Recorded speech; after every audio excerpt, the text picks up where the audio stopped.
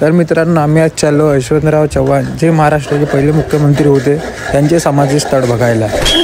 माझे जिजू आम्हाला सांगत होते की इथे सर्व मुख्यमंत्री शपथ घेतात म्हणून. मुख्यमंत्री यातून शपथ ग्रहण करते सगळे. बघा इकडे लहान मुलांसाठी छोटंसं गार्डन पण आहे. मी चाललोय आमच्या इच्छा पोट्टात मान मस्जिद इथं मस्ती करत राहते. हे पोरगी तर ऐकतच नाही, बिलकुलच नाही ऐकत हे पोरगी. त्याच्या मागं डोकं दुखून आपला काय फायदा नाही आहे, कारण हे ऐकतच नाही ना, तर काय फायदा येईल म्हणून.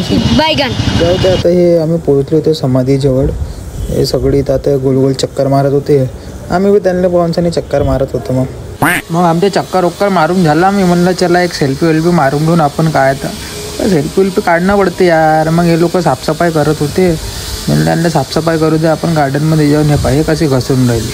काय भेव येऊ नाही लागत पोट्ट्याने. ते आजकालचे पोट्टे म्हणलं ना काही नाही. हे लहान बनले बा, झुला झुलून राहिली. तिला तर पाय नच ना पडत.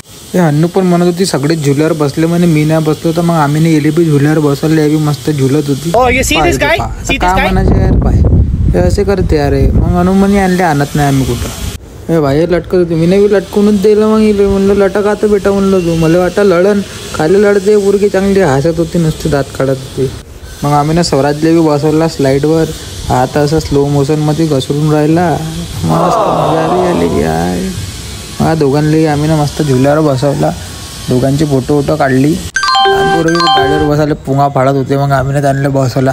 त्यांच्यासोबत त्यांची मम्मी बी लहान बनवून गेली. हे कशी दाता काढून राहिली. आम्हाला बी म्हणलं हिरस आला आता. म्हणलं आम्ही बी बसून घ्या. आम्ही बी थोडंसं बसलो. मस्त मजा उजा गेली.